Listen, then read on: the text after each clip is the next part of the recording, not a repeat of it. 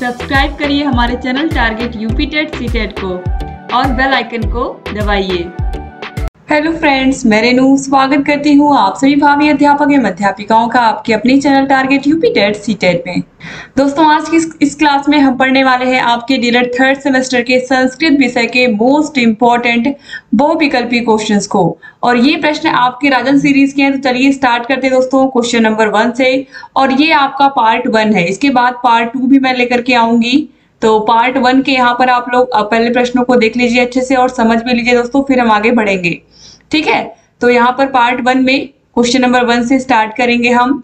स्वरों को उच्चारित करने में जो समय लगता है उसके आधार पर स्वर कितने प्रकार के होते हैं। तो आप सभी लोगों को पता है कि जिन स्वरों के उच्चारण में एक मात्रा का समय लगता है उन्हें हम ह्रस्व स्वर कहते हैं, जैसे कि छोटा आ, छोटी ई, छोटा ऊ। ठीक है, और ऐसे स्वर जिनका उच्चारण करने में 2 मात्रा का समय लगता है, जैसे कि ओ हुआ, औ हुआ, ठीक है, बड़ा आ, बड़ी ई, ये सब जो हुए ये सब दीर्घ स्वर होते हैं।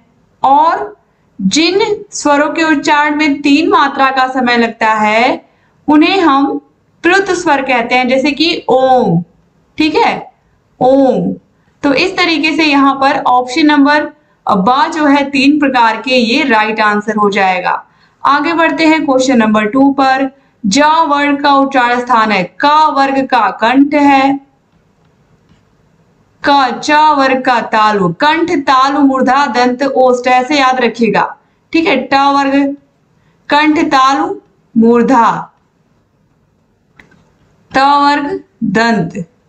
ठीक है, इस तरीके से याद रखिएगा। फिर प वर्ग में प फ व भ ओष्ठ। ठीक है, ओठों का प्रयोग करके बोलते हैं।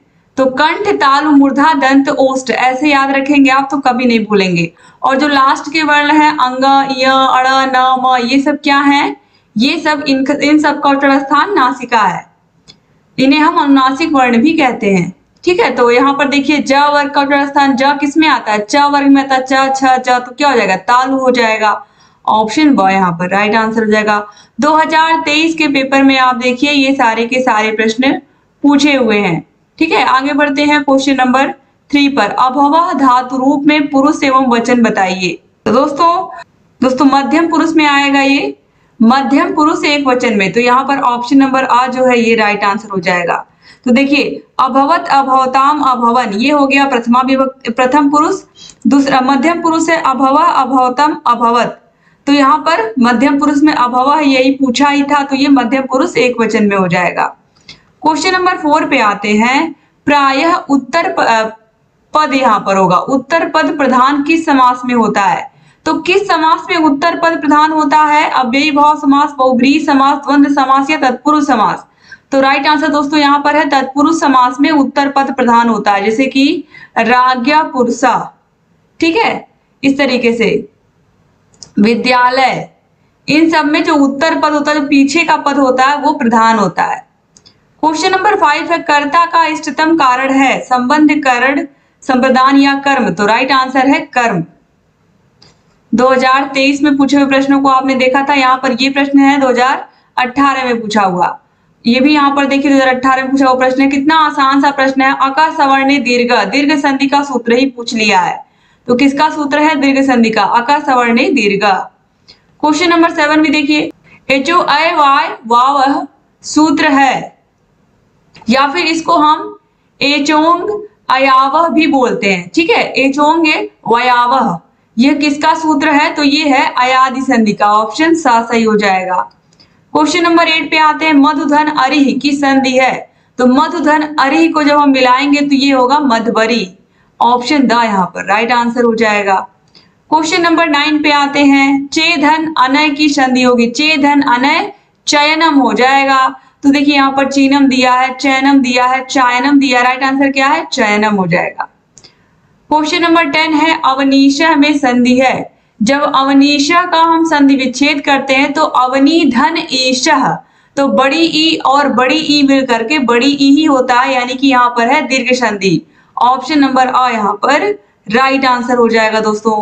आगे बढ़ते हैं क्वेश्चन नंबर 11 पर। प्रत्युत्तर में कौन सी संधि है?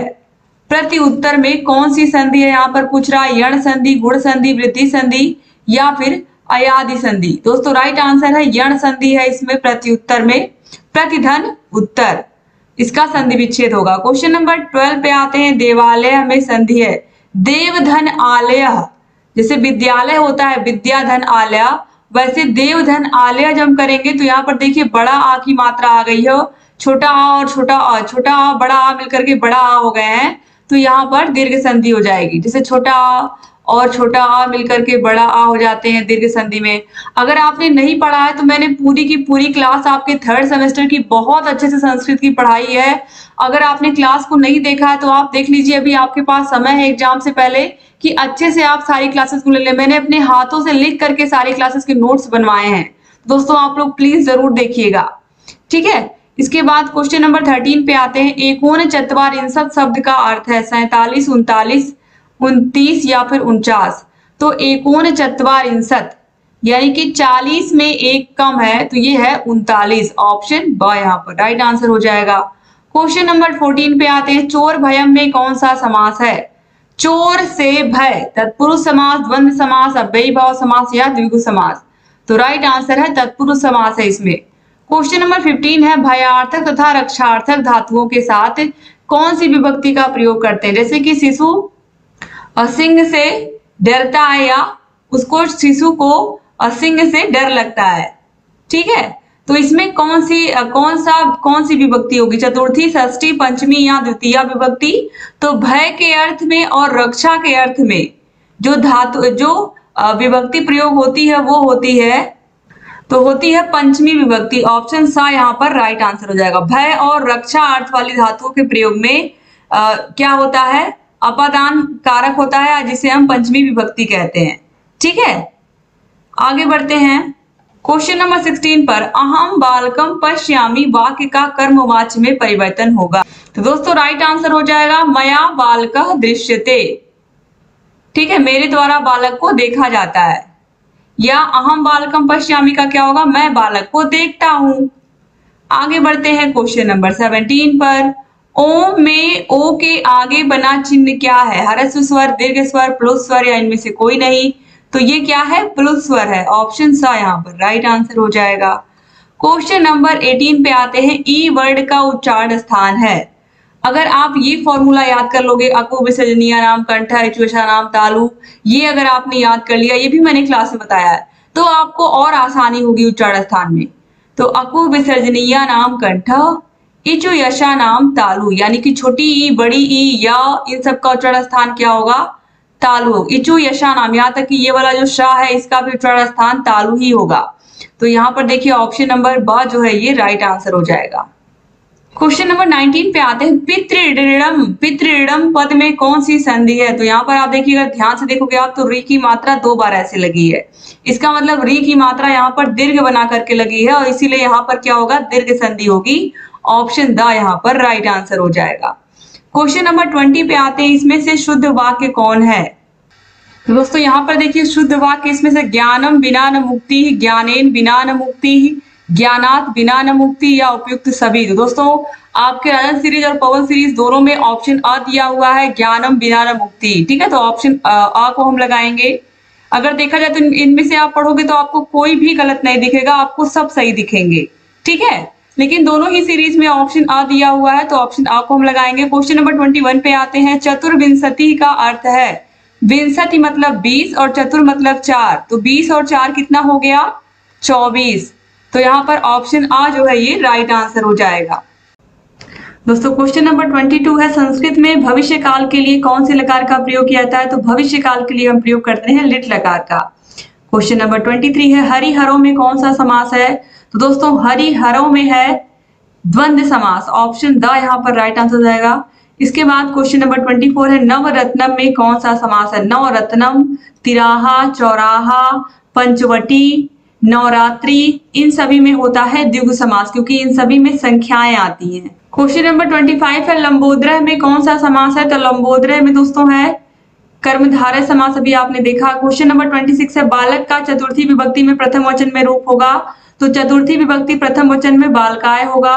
क्वेश्चन नंबर 27 है, इसमें से कौन सा नपुंसक लिंग है? बालक, एते, नदी या सर्वा? तो राइट आंसर दोस्तों हो जाएगा यहाँ पर एते, ऑप्शन ब सही हो जाएगा। क्वेश्चन नंबर 28 है, पितु किस विभक्ति व वचन का रूप है? द्वितीया, तृतीया, पंचमी या फिर सप्तमी?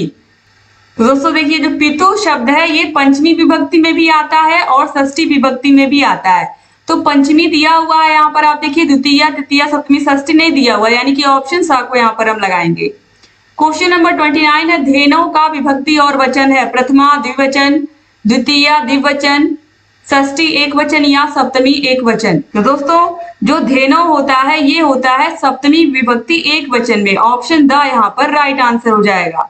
ठीक है, धेनु का विभक्ति और वचन, तो देखिए जो धेनु है ये आता है सप्तमी विभक्ति एक वचन में। सप्तमी विभक्ति एक वचन में धेनु, फिर द्विवचन में धेनुवो और बहुवचन में धेनुषु होता है। क्वेश्चन नंबर 30 है, वारी शब्द के तृतीया एक वचन में चुनकर सही रूप लिखिए। वारिड़ा, वारिड़ा, वारिड़ या फिर वारिड़े? तो तृतीया एक वचन में होता है वारिड़ा, ऑप्शन आ सही हो जाएगा और ये बहुत इंपॉर्टेंट है। क्वेश्चन नंबर 31 पे आते हैं, सर्व शब्द का सर्वेशाम रूप बनता है? प्रथमा में, चतुर्थी में, षष्ठी में या सप्तमी में? तो दोस्तों राइट आंसर यहाँ पर हो जाएगा षष्ठी में, ऑप्शन नंबर स जो है ये राइट आंसर हो जाएगा। क्वेश्चन नंबर 32 पे आते हैं, पश्यामी रूप किस लकार का है? तो पश्यति, पश्यतः, पश्यन्ति, पश्यसि, पश्यतः, पश्यत, पश्यामि, पश्यावः, पश्यामः, ये पश धातु लट लकार का है। दृश्य धातु, दृश्य धातु यानी कि देखना, ठीक है, उसी का है ये लट लकार में, ऑप्शन आ सही हो जाएगा। क्वेश्चन नंबर 33 पे आते हैं, भवनम में कौन सी संधि है? दीर्घ, गुण, अयादि या यण?